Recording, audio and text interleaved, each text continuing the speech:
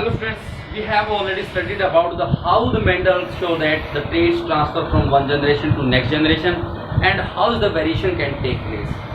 Mendel started work on the pea plant in 1856 and completed his experiment in 1863 in means 7 years. Mendel started his experiment on pea plant garden pea or Pisum sativum in 1856 and completed in 1863. It means it takes to complete it 7 years. In this time period, he showed that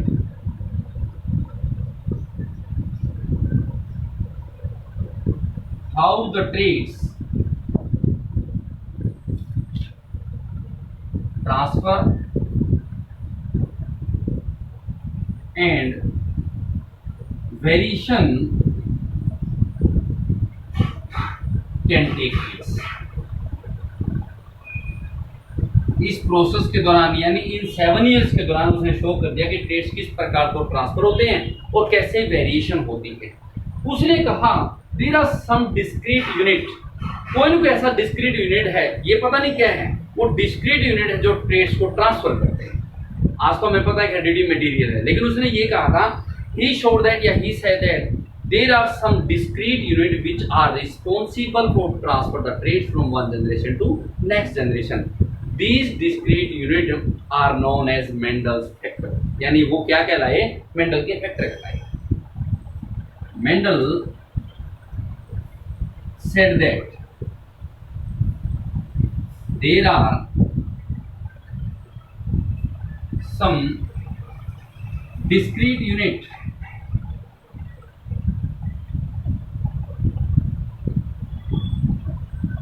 which are responsible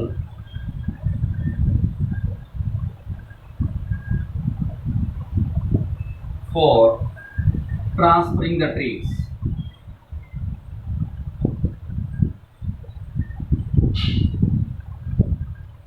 कि जो trades को transfer करते हैं वो कोई ऐसा discrete unit है जो इसके लिए रिस्पॉन्सिबल है। ही कॉल्ड इट या he called them, he called the discrete unit कह सकते हैं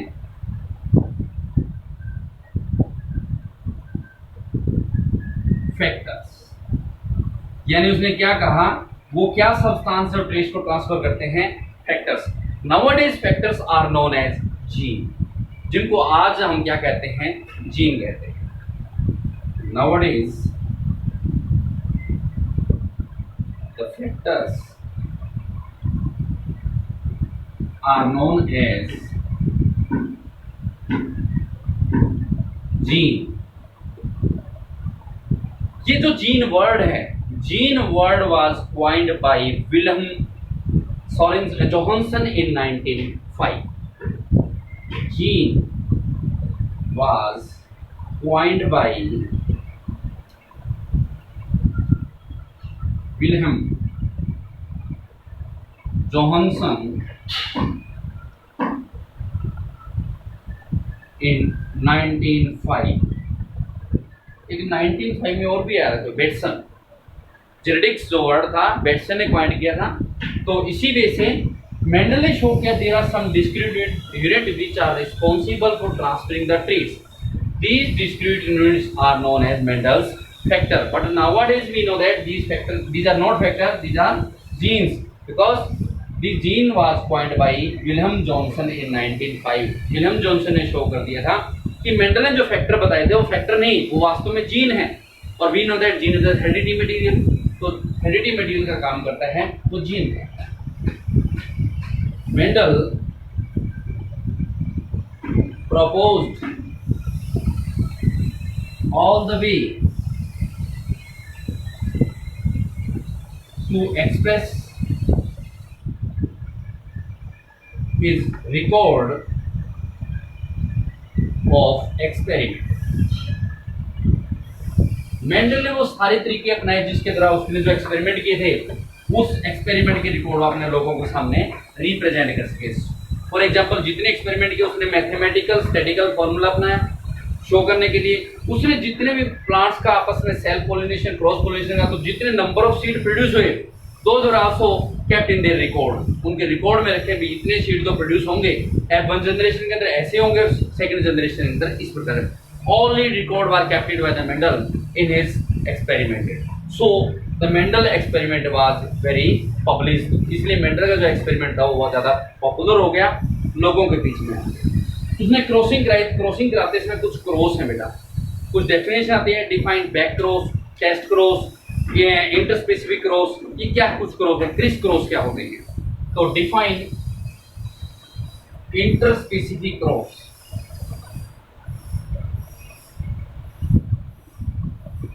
या what do you understand by interspecific cross. Interspecific cross का मतलब होता है F1 जनरेशन के अंदर जो ऑफस्प्रिंग प्रोड्यूस होते हैं उन दोनों का आपस में क्रॉस करा दिया जाए। इंटरस्पेसिफिक क्रॉस मींस F1 का आपस में ही F1 से, सपोज कीजिए टाल प्लांट का ड्वार्फ से जब क्रॉस कराया तो F1 के अंदर सारे के सारे टाल थे लेकिन वो हेटेरोजाइगोस थे। फॉर एग्जांपल जैसे tall plant capital T, dwarf plant small T. जब इनका क्रॉस कराया गया capital T small T, capital T small T, capital T small T, but plants shown all are tall, these are the homozygous. ये दोनों क्या है, ये अपने आप में होमोजाइगस है, ये होमोजाइगस है, बट ये क्या है हेटेरोजाइगस। तो F1 जनरेशन ये था। तो इंटरस्पेसिफिक क्रॉस के अंदर क्या होता है, F1 जनरेशन का जो आपस में क्रॉस कराएंगे मतलब capital T small T into capital T small T, तो क्रॉस कराएंगे तो क्या आएगा, दोनों कैपिटल, एक कैपिटल एक स्मॉल, एक कैपिटल एक स्मॉल और दोनों small. This is the interspecific cross. आप यहीं से रिप्रेजेंट कर सकते हैं, it is the cross between the F1 into F1, यानी F1 जनरेशन की जो प्रोगेनी है उनका आपस में ही क्रॉस करवा देते हैं। This type of crossing process known as interspecific cross. Is that clear? Next one is what is test cross. Test cross का मतलब होता है बेटा F1 जनरेशन का पेरेंटल ड्वार्फ प्लांट के साथ cross. F1 into parental recessive कह सकते हैं, ड्वार्फ कह सकते हैं। ड्वार्फ की जगह रिसेसिव कीजिए, रिसेसिव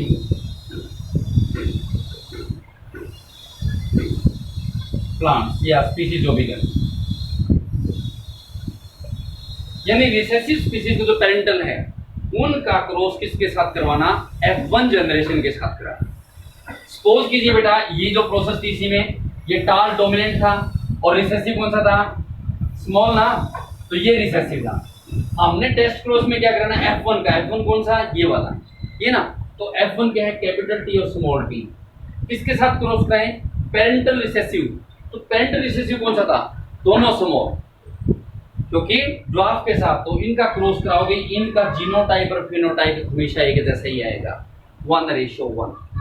टेस्ट क्रॉस हो चाहे बैक क्रॉस हो, हमेशा इनका जीनोटाइप और फिनोटाइप रेशियो कितना आएगा, 1:1 ही आएगा। क्रॉस करा के देखिए, एक कैपिटल एक स्मॉल, दोनों स्मॉल, एक कैपिटल एक स्मॉल, दोनों ये बेटा चेक कीजिए, एक कैपिटल एक स्मॉल, हेटेरोजाइगस दो हैं और दोनों होमोजाइगस हैं, 2:2, कितना आ गया इसका, 1:1। टेस्ट क्रॉस का जब आप फिनोटाइप रेशियो निकालेंगे तभी 1:1 आएगा, और इसका फिनोटाइप रेशियो या जीनोटाइप रेशियो कोई भी निकाल लीजिए तब इसका रेशियो कितना आएगा, 1:1 ही आएगा। क्लियर? डिफाइन टेस्ट क्रॉस, तो डेफिनेशन क्या लोगे, it is the crossing process of F1 generation with the recessive parent. F1 generation का रिसेसिव पेरेंट्स के साथ क्रॉस कराना, जैसे कि इसमें पेरेंट तो ये थे ना, ये पेरेंट्स थे, इस पेरेंट का किसके साथ, F1 जनरेशन के साथ क्रॉस कराने के प्रोसेस को बोलते हैं test cross. And the next one is back cross. What is back cross?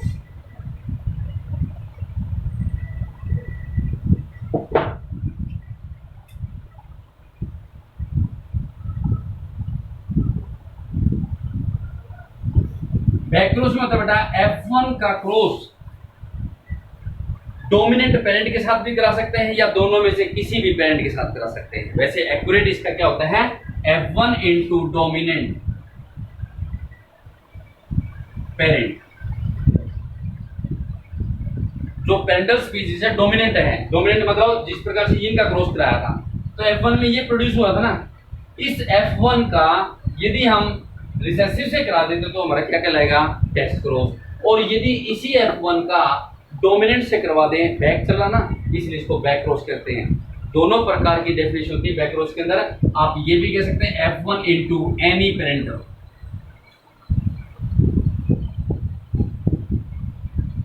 चाहे आप डोमिनेंट से कराओ चाहे रिसेसिव से कराए तो बैक क्रॉस भी कहलाएगा। आप दोनों डेफिनेशन लिखते हैं। It is the crossing process of F1 generation species with the dominant parent और it is the crossing process of F1 generation with any types of parents। any मतलब चाहे वो रिसेसिव है चाहे वो डोमिनेंट है। तो फॉर एग्जांपल इसमें क्या करेंगे हम, F1 हमारा यहीं से दोबारा लीजिए, पेरेंटल कौन से हैं, कैपिटल T स्मॉल t और दोनों स्मॉल t, यही ना बेटा, ये कौन से हैं, पेरेंटल। इनका क्रॉस करवाते हैं, क्रॉसिंग प्रोसेस होती है